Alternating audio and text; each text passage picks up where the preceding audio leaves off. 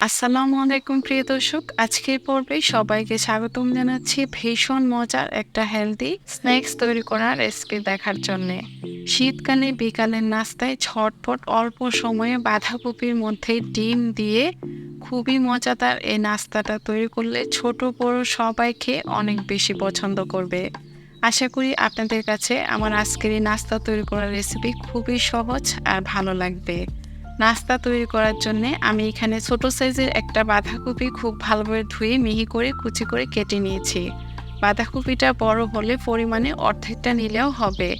এর মধ্যে 1 চা চামচ পরিমাণ লবণ দিয়ে হাত দিয়ে খুব ভালোভাবে কষলে বাঁধাকপির মধ্যে এক্সট্রা যে পানি আছে সেটাকে বের করে নিচ্ছি। 2 থেকে 3 মিনিটের মতো এইভাবে মেখে নেওয়ার পর যখন বাঁধাকপিটা সফট হয়ে আসবে এই পর্যায়ে অল্প অল্প করে কপি হাতের মধ্যে নিয়ে এভাবে মুঠ করে পানিটাকে খুব ভালোভাবে নিংড়ে নিচ্ছি। এখন এই নিংড়ে নেওয়া বাঁধাকপিটাকে আমি একপাশে সরিয়ে রাখছি। আর এখানে আমি নিয়েছি 2টা ডিম দুটোকে বয়েল করে নেওয়ার পর খোসাটা ছাড়িয়ে খুব ভালোভাবে ধুয়ে নিয়েছি। এখন একটা চাকুর সাহায্যে ডিম দুটোকে 4 ভাগে কেটে নিচ্ছি। এখন এটাকে একপাশে সরিয়ে রাখছি আর চলে যাচ্ছি নাস্তা তৈরি করার মূল প্রসেসে।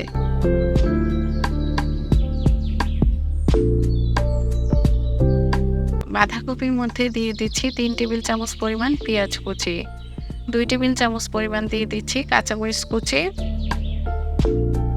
2 টেবিল চামচ পরিমাণ দিয়ে দিচ্ছি ধনিয়া পাতা কুচি, 1 চা চামচ পরিমাণ দিয়ে দিচ্ছি লাল মরিচের গুঁড়ো, হাফ চা চামচ পরিমাণ দিয়ে দিচ্ছি হলুদের গুঁড়ো আর হাফ চা চামচ পরিমাণ দিয়ে দিচ্ছি ভাজা জিরার গুঁড়ো, 1 চা চামচ পরিমাণ দিয়ে দিচ্ছি চাট মশলা,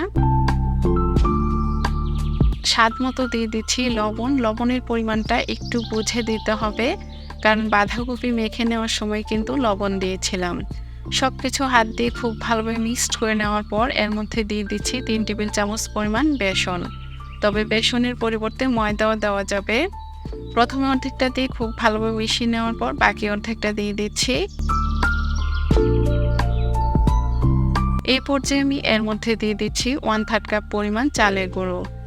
প্রথমে অর্ধেকটা চালের গুঁড়ো দিয়ে খুব ভালোভাবে মিশিয়ে নেওয়ার পর বাকি অর্ধেকটা দিয়ে দিব। তবে চালের গুঁড়োর পরিবর্তে কর্নফ্লাওয়ার দেওয়া যাবে। চালের গুঁড়ো আর বেসন মিক্সড করে এই নাস্তাটা তৈরি করলে কিন্তু খেতে বেশি মজার হয়।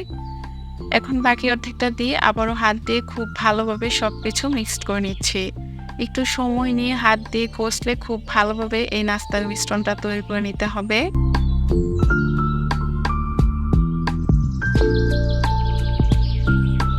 এই তো নাস্তা তৈরি করার জন্য মিশ্রণটা একদম রেডি হয়ে গিয়েছে। এই পর্যায়ে আমি হাতটাকে খুব ভালোভাবে ক্লিন করে নিচ্ছি।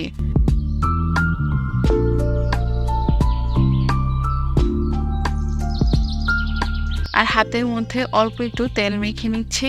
এখন এই নাস্তার মিশ্রণ থেকে অল্প করে মিশ্রণ হাতের মধ্যে নিয়ে প্রথমে একটু গোল করে নেওয়ার পর চ্যাপটা করে নিচ্ছি।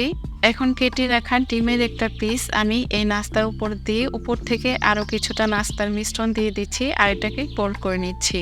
এখন হাতের মধ্যে নিয়ে একটু লম্বা করে শেপ করে আমি নাস্তাগুলোকে তৈরি করে নিচ্ছি। এই একই শেপে আমি আজকে সবগুলো নাস্তা বানিয়ে নিব। তবে আপনারা আপনাদের পছন্দ মতো যে কোনো শেপে নাস্তাগুলো তৈরি করে নিতে পারেন। এই তো নাস্তাটা তৈরি করা হয়ে গিয়েছে আর আপনারা নিশ্চয়ই স্ক্রিনে দেখেই বুঝতে পারছেন আমি কাজটা কিভাবে করেছি। এখন চলে যাচ্ছি নাস্তাগুলোকে ফ্রাই করতে। চুলায় আগের থেকে একটা প্যানে পরিমাণ মতো তেল দিয়ে খুব ভালোভাবে গরম করে নিয়েছি। এখন এই গরম তেলের মধ্যে নাস্তাগুলো দিয়ে দিচ্ছি আর অপেক্ষা করছি 3 থেকে 4 মিনিটের মতো। প্রায় 4 মিনিট পর নাস্তাগুলোকে উল্টে দিচ্ছি আর অবশ্যই নাস্তাটা দেওয়ার সময় একদম জালটা কমিয়ে দিতে হবে। জালটা মিডিয়ামের থেকে কম রেখে আমি উল্টে পাল্টে লালচে করে নাস্তাগুলোকে ভেজে নিচ্ছি। প্রায় 12 থেকে 14 মিনিটের মতো সময় নিয়ে আমি এরকম লালচে করে নাস্তাগুলোকে ফ্রাই করে নিচ্ছি। নাস্তাগুলো ভাজার সময় জালটা বাড়িয়ে দিবেন না, এতে কিন্তু খুব তাড়াতাড়ি কালার চলে আসবে আর ভেতরে কাঁচা থেকে যাবে, তখন নাস্তাটা খেতে ভালো লাগবে না।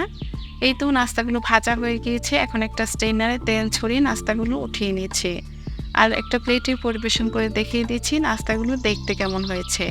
দেখতে যেমন লোভনীয় লাগছে, খেতে খুবই মজার হয়েছিল। অল্প সময় ঝটপট শীতকালে এইভাবে বাঁধাকপি দিয়ে হেলদি একটা নাস্তা তৈরি করতে পারেন। ছোট বড় সবাই খেয়ে অনেক বেশি পছন্দ করবে। নাস্তা তৈরি করার রেসিপি কেমন লাগলো কমেন্টস করে জানাবেন। ভালো লাগলে একটা লাইক দিয়ে আমার চ্যানেলটা সাবস্ক্রাইব করে রাখবেন। সবাই ভালো থাকবেন। আজকে এখানেই বিদায় নিচ্ছি। আল্লাহ হাফেজ।